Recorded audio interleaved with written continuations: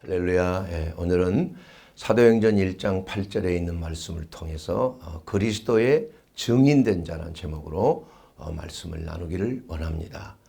자, 우리가 존경하는 나라의 지도자나 또 원로 목사님이 세상을 떠나셨을 때 우리는 그분들이 과연 마지막 숨을 거두시기 전에 어떤 유언을 남기셨는가, 또 나라의 국민들에게 또 성도들에게 어떠한 당부를 하셨는가, 이것을 매우 중요하게 여깁니다. 그렇기 때문에 그 사람의 유언이라는 것은 굉장한 효력을 가지고 있습니다. 예수님께서도 이 세상의 공생의 삶을 마감하시고 이제 하나님 우편에 승천하셔서 하나님 우편에 앉으시게 되기까지 그 전에 마지막으로 하신 그 지상 대명령이 있습니다. 그래서 오늘은 그 예수님께서 공생의 마지막에 말씀하신 그 말씀을 가지고 오늘 사도행전 1장 8절에 주신 마지막 말씀, 오직 성령이 너희에게 임하시면 너희가 권능을 받고 예루살렘과 온 유대와 사마리아와 땅끝까지 이르러 내 증인이 되리라, 이 말씀입니다. 바로 예수님의 마지막 말씀, 우리에게 주시는 가장 중요한 지상 대명령은 너희가 내 증인이 되리라, 이런 말씀인 것입니다. 우리가 이 증인이 된다는 것은 쉬운 일이 아닙니다. 예수 그리스도의 증인이 된다는 것은 우리가 그리스도와 함께 우리의 삶 속에서 어떠한 체험을 했는 것인가, 예수님께서 내 삶을 어떻게 변화시켰는가, 예수님께서 내 안에 거하셔서 어떠한 좋은 일을 행하시고 때로는 경고하시기도 하시고 우리를 선한 길로, 온전한 길로 기뻐하신 하나님의 뜻을 위하여 우리의 삶 속에 어떠한 영향을 미쳤는가, 이것을 우리가 체험했기 때문에 그분의 증인이 될 수가 있는 것입니다. 그렇지 않고서는 예수님의 증인된 삶을 살 수가 없는 것입니다. 이 증인이란 말은 법적인 용어라고 알고 있습니다. 그래서 어떤 사건을 재판할 때 그 사건에 참고하기 위해서 증인을 세웁니다. 그래서 증인은 자기가 체험한, 눈으로 보고 느끼고 그대로 경험한 것을 법정 앞에서 있는 그대로 사실대로 증거하는 것이 바로 증인으로서의 마땅히 해야 될 것입니다. 그러나 증인이 만약에 거짓말을 한다든지, 증인이 경험하지 않았던 것, 보지 못했던 것을 또 추가로 자기 생각대로 붙여서 말한다거나 하는 것이 드러나게 되면 그건 반드시 법적으로 처벌을 받을 수밖에 없는 그러한 형편이 생기는 것입니다. 바로 증인이기 때문에 우리는 그리스도의 증인으로서 과연 우리가 어떠한 증거를 해야 되는 것인가, 그러기 위해서 우리의 삶은 어떻게 살아야 되는 것인가, 여기에 대해서 오늘 말씀을 전하는 것입니다. 그러므로 그리스도의 증인이 되려면 먼저 하나님의 나라가 내 안에 마음속에 들어와야 되는 것이, 하나님의 나라가 내 마음속에 없으면, 다시 말하면 예수 그리스도의 나라, 그리스도께서 내 안에 나의 주님으로, 나의 하나님으로, 나의 개인적인 구주로 내 마음속에 거하시지 아니한다면 내가 어찌 그리스도의 증인이 될 수 있겠습니까? 그렇기 때문에 우리는 예수 그리스도께서 내 안에 거하셔서 우리에게 어떻게 말씀하고 계시는가, 나를 어떻게 인도하고 계시는가, 이것을 매일매일 삶 속에서 우리는 간증을 하는 삶이 바로 그리스도인의 삶인 것입니다.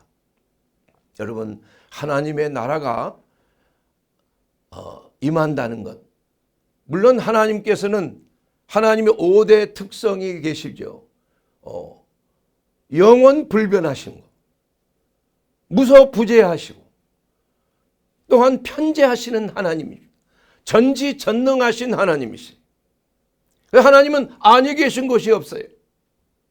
그런데 여기서 말씀하시는 하나님의 그 임재하시고 하나님의 역사하심은 우리의 마음속에 과연 하나님이 하나님의 나라를 우리가 받아들이고 있는가? 하나님은 우리 가운데 살아 계신가? 여러분의 마음을 한번 생각해 보세요. 여러분의 마음속에 하나님의 나라가 거하고 있습니까? 만약에 그렇다면 여러분 그 나라를 증거해야 되는 것이, 그래야 될 책임이 있고 하나님의 명령에 순종해야 되는 것입니다. 성경 말씀에 보게 되면 한 서기관이 주님께 이렇게 물어봅니다. 선생이시여, 모든 계명 중에 첫째가 무엇입니까? 예수님께서 마가복음 12장 31절을 통해서 말씀하시기를 첫째는 이것이니 이스라엘아 들으라. 곧 우리 하나님은 유일한 주시라. 내 마음을 다하고 목숨을 다하고 뜻을 다하고 힘을 다하여 주 너희 하나님을 사랑하고, 둘째는 이것이니 내 이웃을 내 자신과 같이 내 몸과 같이 사랑하라 하신 것이라. 이것 외에 더 큰 계명이 없느니라. 이렇게 대답하셨습니다. 그때 서기관이 답하기를 하나님을 사랑하고 이웃을 사랑하는 것이 전제로 드리는 모든 번제물과 기타 제물보다도 더하나이다.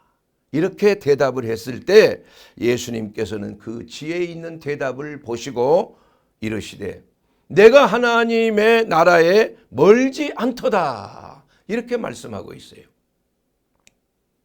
그 후에는 감히 묻는 자가 없었다. 예수님께서는 서기관에게 하나님의 나라에 가까이 있다, 내가 멀지 않다고 얘기하셨지 하나님의 나라가 내 안에 있구나 이렇게 말씀하신 적은 없다 이겁니다. 그 서기관은 하나님의 나라를 머리로 알고 있었지만 마음으로는 믿지 않은 거예요. 예수 그리스도를 스승으로 하나님의 말씀을 전하는 선지자로 알고는 있었지만은, 그러나 예수님이 나의 하나님, 나의 구주로 마음에 영접하지는 않았다는 것이에요. 그래서 하나님의 나라가 가까이 있지만은 바로 예수 그리스도가 하나님의 나라인데 그 서기관과 가까이 있지만은 그러나 그리스도 안에 하나님의 나라에 거하지는 않았다는 것입니다. 여러분, 열 처녀의 비유를 통해서 우리는 다시 한번 하나님의 나라에 대해서 우리는 잘 알 수가 있는 것입니다. 여러분, 기름 준비한 5 처녀는 혼인잔치에 참여할 수가 있었어요. 그러나 기름 준비하는 아니하는 5 처녀는 혼인잔치에 기름이 없어서 등불을 가지고 예수님, 신랑 되신 예수님을 맞이할 수가 없었다는 것입니다. 그렇게 함으로 문이 닫히고 말았어요. 기름을 준비하여 혼인잔치에 참여하러 갔더니 문이 닫혀버린 거야. 그래서 문을 두드리고 문을 열어달라고 했지만은 더 이상 혼인잔치에 들어갈 수가 없는 것입니다. 그 미련한 5 처녀, 기름 준비하지 못한 5 처녀와 예수님과의 그 나라, 예수님의 나라하고는 그 문 하나 차이밖에 없어요. 그러나 그 문 안에 들어가지 못하는 겁니다. 이와 같이 우리가 교회는 나오고 하나님의 말씀을 듣고 또 하나님의 그 말씀에 아멘으로 화답하지만 그 말씀이 내 영혼 깊숙이 들어오지 못한다면 우리는 하나님의 나라가 우리의 마음속에 있다고 가까이는 있지만 마음속에 우리 하나님의 나라가 있다고 말할 수가 없는 것입니다. 그래서 사도행전 14장 22절 말씀에 보게 되면 제자들의 마음을 굳게 하여 이 믿음에 거하라 권하고 우리가 하나님의 나라에 들어가려면 많은 환난을 겪어야 할 것이니라. 이렇게 말씀. 환난을 겪는다는 것은 하나님의 나라에 들어가기 위해서 우리가 준비되는 연단이 필요하다는 것을 말씀하고 있는 것입니다. 미리 준비해야 된다는 것입니다. 하나님의 나라가 가까이 왔다는 그 사실을 알고 그것으로 끝나는 것이 아니에요. 우리는 진심으로 하나님의 나라를 영접해야 되는 것입니다. 노아의 시대에 노아가 하나님의 명령을 받들어 곧 모든 지상에 홍수가 임하리라.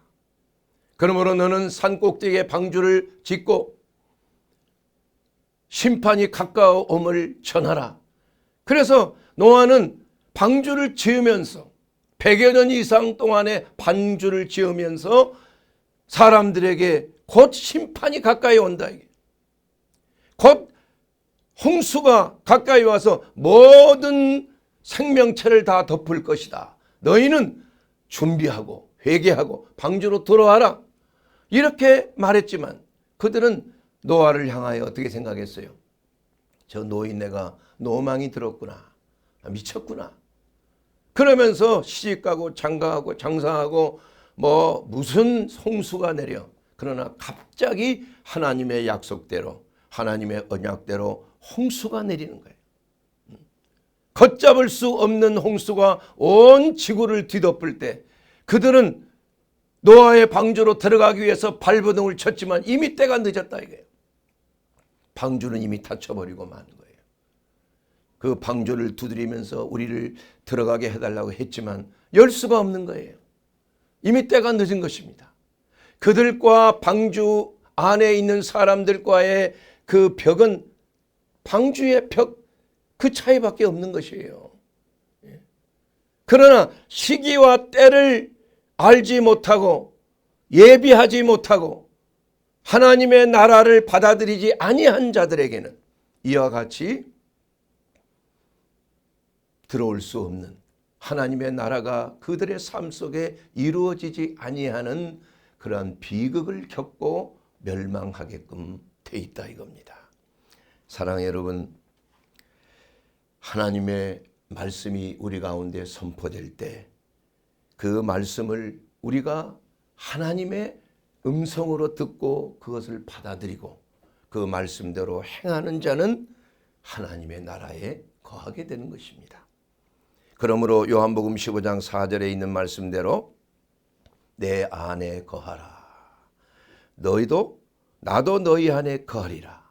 가지가 포도나무에 붙어 있지 아니하면 절로 과실을 맺을 수 없나니 너희도 내 안에 있지 아니하면 그러하리라. 사랑하는 여러분, 우리는 하나님의 나라가 우리 마음속에 임하도록 하나님의 말씀을 받고 예수 그리스도가 우리 가운데 살아서 하나님의 말씀을 우리가 수행하는 그리스도의 제자된 삶을 살 때 진정한 그리스도의 증인되는 삶이 되는 줄로 믿습니다. 이것이 첫 번째 그리스도의 증인으로서 우리가 하나님의 나라가 우리의 마음속에 거하는 자가 되어야 된다는 거예요. 예. 그랬을 때 우리는 증인된 삶을 살 수가 있는 것입니다. 두 번째로 우리가 그리스도의 증인이 되는 자가 되기 위해서는 오늘 사도행전 1장 8절에 있는 말씀대로 오직 성령이 너에게 임하시면 너희가 권능을 받는다고 그랬어요. 하나님의 권능을 받는 거예요. 성령께서 우리 가운데 임하셔서 역사하시는 것은 능력입니다. 그 능력은 믿음을 통해서 나타나는 것이에요. 바로 우리의 믿음이 능력과 결부되었을 때 놀라운 하나님의 나라가 우리 가운데 역사하는 것입니다. 흑암의 권세가 물러가는 것이에요. 우리의 삶 속에 하나님을 대적하는 모든 생각들이 다 무너지게 되는 것이에요. 그리고 우리 가운데 하나님의 성령이 우리 가운데 거하셔서 우리에게 능력을 주시고 세상을 이기고 원수 마귀를 이기고 내 자신을 이기는 자의 삶을 살도록 성령께서 우리에게 능력을 주시는 것입니다. 그렇게 되었을 때 우리는 성령의 능력으로 우리의 몸과 마음을 성결하고 거룩한 성도의 삶을 살 수 있게 되는 것입니다. 여러분, 먹장같이 검은 숫덩이가 아무리 비누로 깨끗하게 씻는다고 해서 그것이 깨끗해질 수가 없는 거예요. 색깔이 변할 수가 없는 것입니다. 그러나 숯을 불 속에 넣으면 검은색이 사라지는 거예요. 죄의 더러움도 우리가 세상에 속하여 세상의 여러 가지 문화 속에서 범죄하고 하나님의 뜻을 거역하는 삶을 살았지만, 그러나 성령의 능력으로 우리가 성령의 불이 우리 가운데 임하면은 그 죄가 다 태워지는 겁니다. 깨끗하게 되는 거예요. 그래서 히브리서 12장 29절 말씀을 통해서 보게 되면 우리 하나님은 소멸하시는 불이다. 영어로는 consuming fire 이렇게 나와 있어요. consuming fire란 말은 태우는 불이란 얘기예요. 하나님이 우리 가운데 역사하셔서 성령의 불처럼 역사하시지만 그 성령의 불은 바로 우리의 죄악과 허물을 태우고 우리의 악습을 태우고 우리의 모든 거짓된 행동, 잘못된 행동, 속아 있는 모든 미혹을 통해서 우리 속에 들어온 세상적인 것들을 깨끗하고 정화하는 그러한 능력이 바로 성령의 정화하는 불의 능력인 것입니다. 그래서 예수님께서는 성령과 불을 우리에게 던지시는, 성령으로 침례를 주시는 분이에요. 불로 침례를 주시는 분이라 이거예요. 그렇게 함으로 말미암아 우리의 마음이 정화되는 거예요. 사람의 노력으로 우리의 마음이 정화됩니까?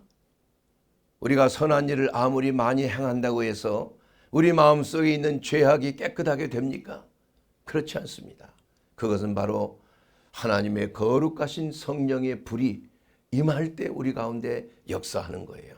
그리스도의 보배로운 피가 우리를 덮을 때 주홍 같은 죄도 눈과 같이 희게 되는 것입니다. 목장같이 검은 그러한 죄악도 양털같이 희게 되는 것이에요. 그러므로 우리 하나님은 우리에게 말씀을 통하여 우리의 성령의 불을 우리의 마음속에 던지시는 겁니다. 여러분, 엠마오로 가는 두 제자가 예수님의 그 죽으심을 저들이 얘기하면서 걱정하고 있을 때 한 청년이 그들과 함께 걸어가면서 그 말씀을 전했다 이겁니다.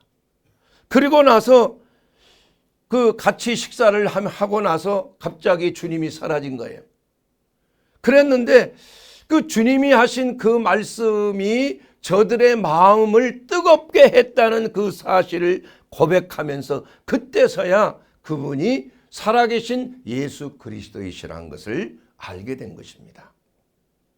누가복음 24장 32절 말씀에 저희가 서로 말하되 길어서 우리에게 말씀하시고 우리에게 성경을 풀어주실 때에 우리 속에서 마음이 뜨겁지 아니하더냐. 이와 같이 하나님의 말씀을 우리가 받게 되면 바로 우리 안에 성령의 능력이 임하는 거예요. 성령의 불이 임하는 것입니다. 그러면 그 불이 우리 가운데 임했을 때 우리는 우리의 죄악과 허물을 깨닫고 회개하는 역사가 바로 하나님의 말씀의 불을 통해서 성령의 능력을 통해서 우리가 변화되고 새롭게 되는 줄로 믿습니다. 세 번째로 그리스도의 증인된 자는 말로만이 아니라 자신의 삶으로 그리스도의 증인이 되어야 되는 거예요. 말로만 예수 믿으세요 한다고 해서 되는 게 아닙니다. 우리의 삶이 그리스도를 닮아가야 됩니다. 우리의 삶이 우리 형제 자매님을 보게 되면 예수님이 그 안에 살아계시는구나. 이것을 느낌이 오는 거예요. 그리스도의 사랑을 느끼는 것입니다. 그리스도의 거룩함을 느끼는 것이에요.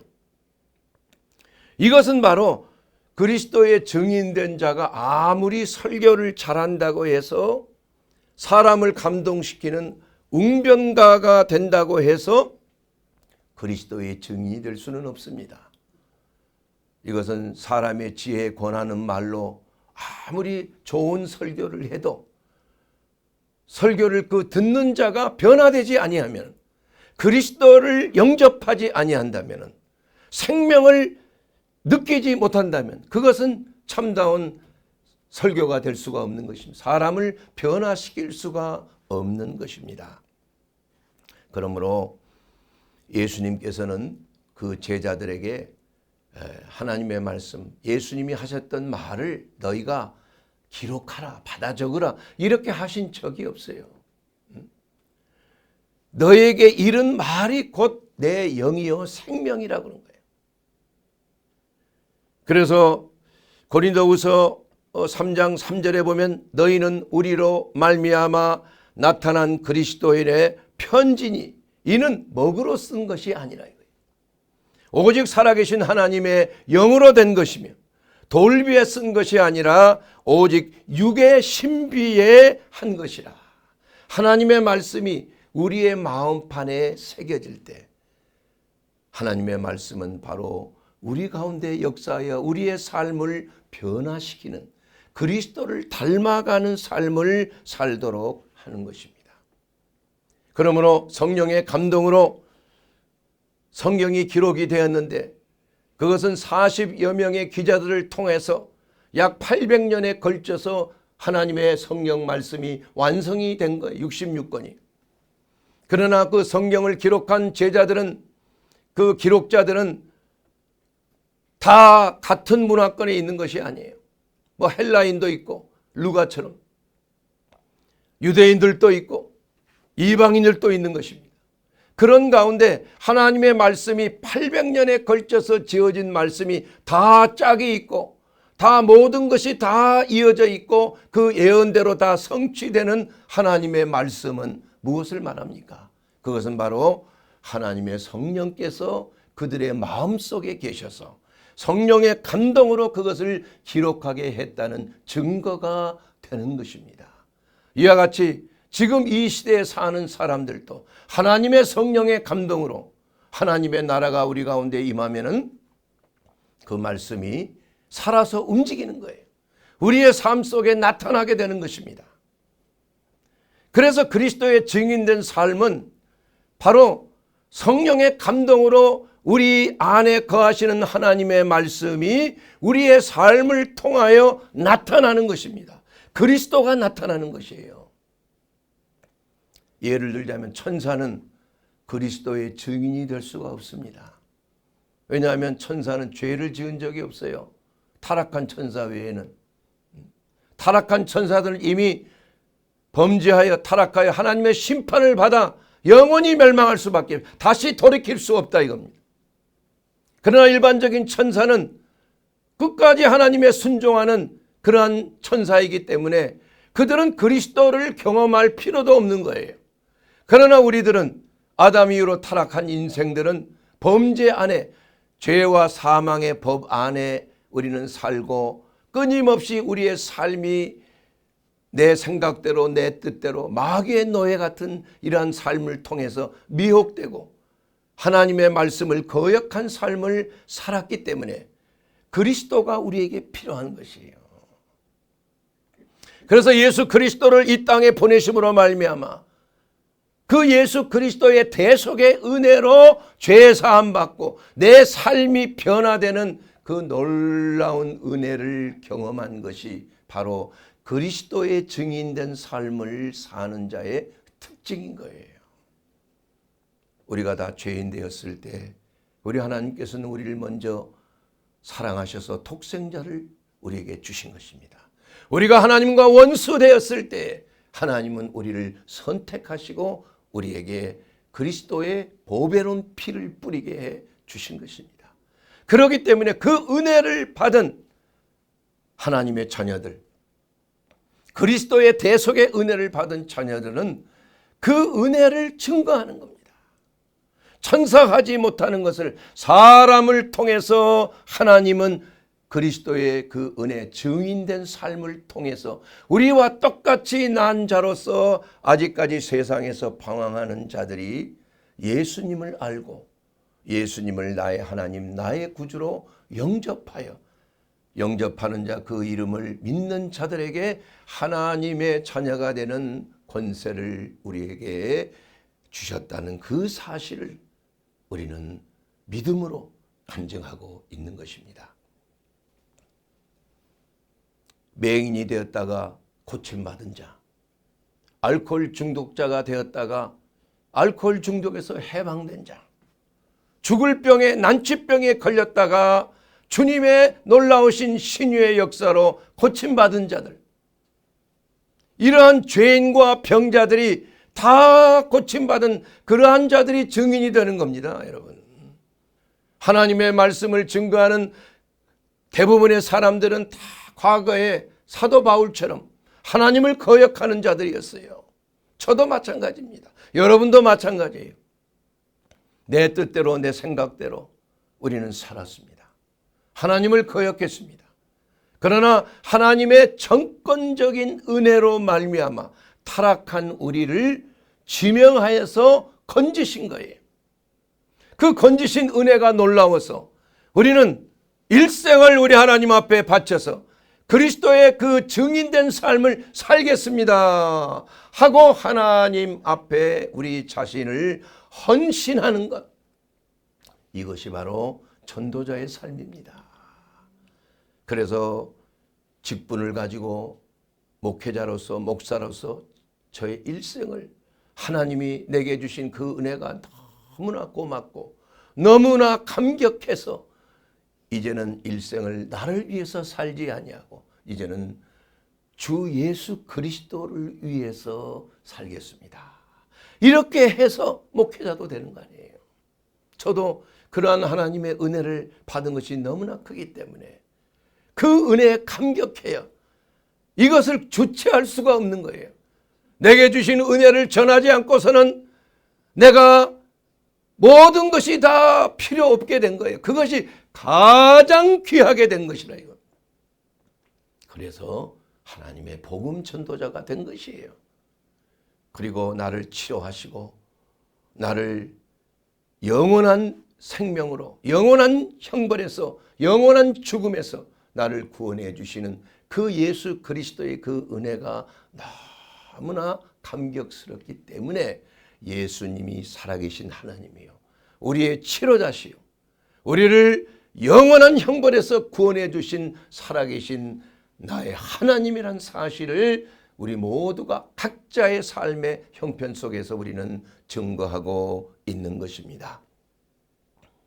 그래서 예수 그리스도 안에 있는 자들은 예수님을 닮아질 수밖에 없는 것이에요. 여러분, 나무를 먹고 사는, 나무의 이파리를 먹고 사는 송충이들을 보세요. 그 송충이들을 잘 구분하기가 힘들지 않습니까? 왜냐하면 그 이파리와 색깔이 똑같아. 그래서 새들이 그 송충이를 잡아먹지 못하도록 나무에 붙어서 나무 때문에 살지만은 나무와 똑같은 모양을 가지고 있다. 이게 이파리와 똑같은 모양. 마찬가지예요. 그래서 예수님께서도 내가 진실로 너희에게 이르노니 인자의 살을 먹지 아니하고 인자의 피를 마시지 아니하면 너희 속에 생명이 없다고 그랬습니다. 요한복음 6장 53절에 있는 것입니다. 또 56절에 보면 내 살을 먹고 내 피를 마시는 자는 내 안에 거하고 나도 그 안에 거한다 그랬어요. 우리는 예수님에 붙어있는 송충이와 같아. 예수님을 먹고 예수님의 피를 빨아먹는 거예요. 그래서 예수님처럼 되는 것입니다, 여러분. 그렇게 함으로 말미암아 이제는 작은 예수로서의 삶을 사는 것이에요. 마치 우리는 그리스도인들이 이 세상에 살아갈 때 세상에 떠 있는 작은 배와 같은 거예요. 그 배는 세상의 물 위에 떠 있어야 되는 거예요. 만약에 그 배에 물이 구멍이 나서 물이 들어오면 배는 가라앉고 마는 것이죠. 아무 쓸데가 없는 것이에요. 세상에 살고 있지만은 세상 위에 떠 있을 때 그 배가 유용하게 쓰임을 받는 것입니다. 그러나 세상이 우리 안에 들어와 버리면 배에 구멍이 난 것처럼 세상의 물이 우리 속에 침투해 들어오면 세상 속에서 우리는 침몰하고 마는 것이에요.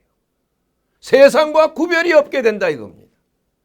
우리는 세상 속에서 살지만은 세상과 구별되는 삶을 사는 것이 바로 그리스도의 증인된 자예요. 옛뱀인 사탄은 지금도 삼킬 차를 노리고 있는 거예요. 그래서 교묘하게 숨어서 혀를 날름거리고 있다가 지나가는 새를 덜컥 잡아서 그냥 삼켜버리고 마는 거예요. 지금도 사탄이 우는 사자처럼 옛 뱀처럼 삼킬 자를 찾고 있는 것이라고 성경은 말씀하고 있습니다. 어떻게 합니까? 세상의 철학과 세상의 종교와 세상의 거짓 이념과 세상의 속임수로 사람들을 미혹하는 거예요. 학습하게 하는 것입니다. 세상에 물들게 하는 것이에요. 그렇게 해서 그 머리를 점거하는 거예요. 가스라이팅 시킨다니까요.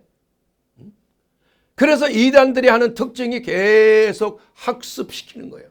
계속 쇠뇌합니다. 그러므로 말미암아 자기의 뇌가 그 마귀의 그 수중 안에 들어와서 조종되게 되는 거예요. 그래서 마귀의 역사는 첫째는 미혹이요 거짓말이에요. 사람을 속이는 겁니다. 이렇게 하면 좋은 것이야. 이렇게 하면 참으로 누구나 잘 살 수 있어. 이렇게 하면 참으로 평안한 삶이 되는가. 유토피아처럼 여러분의 삶이 우리나라가 진정으로 평화로운 나라가 될 수 있는 거야.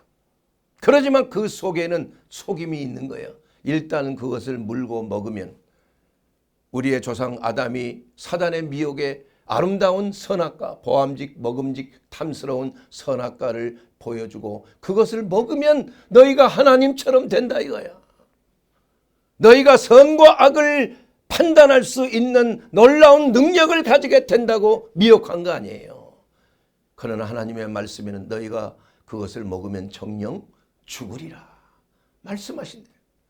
그 말씀대로 그들은 사단의 미혹, 옛뱀의 미혹에 덜컥 잡아먹고 그 선악과를 먹었을 때 그들은 결국은 죄와 사망의 법 안에서 비참하게 사단의 노예 생활을 하고 도적질 당하고 죽임 당하고 멸망당하는 그러한 길로 나가게 된 것입니다. 이것이 바로 지구상에 존재하는 마치 중력의 법칙처럼 모든 것은 지구 위에서 뭘 떨어뜨리면 떨어지는 거예요. 만년필을 떨어지면 떨어지게끔 돼 있어요.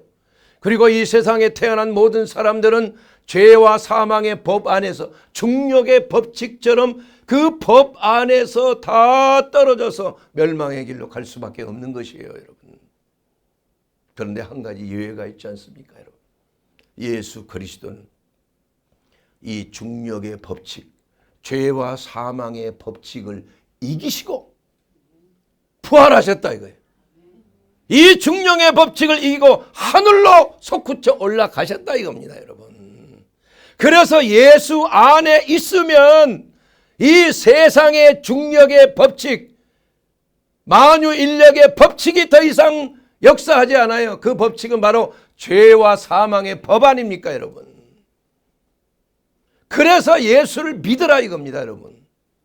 예수를 믿고 예수 그리스도를 내 마음속에 내 구주로 영접하고 제자된 삶을 살라 이거야. 내 말씀은, 내가 너에게 전한 말은 바로 영이요 생명이야.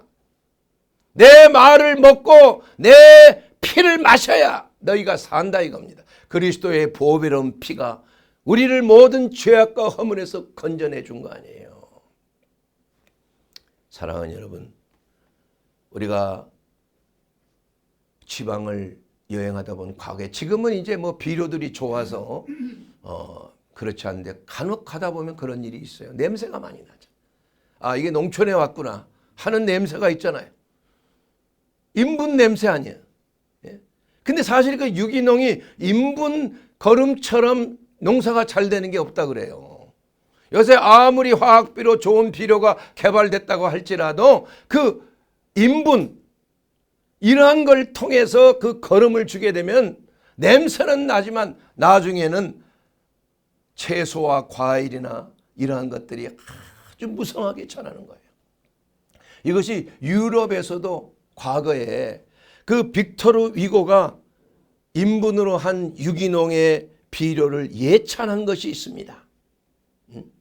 처음에는 냄새가 지저분한 농촌 마을이지만은 조금 지나면 꽃이 피고 향기가 진동하는 함으로 말미암아 온 세상이 꽃밭이 되는 거예요. 네덜란드 가면은 꽃 축제 이런 거 한번 가본 적이 있습니까? 여러분, 저는 한번 가본 적이 있는데 이 과거에는 다 인분으로 그렇게 꽃에 비료를 줬어요. 지금은 이제 많이 개발이 돼서 다른 비료를 화학 비료를 쓰지만은 이와 같이 우리 그리스도인은 세상에 냄새나는 그 인분 속에서 자라나는 꽃과 같은 거예요. 그리스도의 향기를 나타내는 아름다운 향기를 진동시키는 그러한 꽃과 같은 거라 이건. 예. 너희는 세상의 빛이요 소금이다. 걸음에서 자라난 꽃들이 아름다운 자태를 뽐내며 향기를 발하는 것처럼 그리스도인은 죄 가운데 살지만은 세상의 향기를 충만하게 함으로 말미암아 그리스도의 향기를 맡고 많은 사람들이 그리스도께 나옴을 입는 그리스도의 증인된 삶을 살게 되기를 주의 이름으로 축원하는 것입니다. 그러므로 우리의 삶이 그냥 말로만 예수 믿으셔야 된다고 되는 것이 아닙니다. 어떻게 해야 됩니까?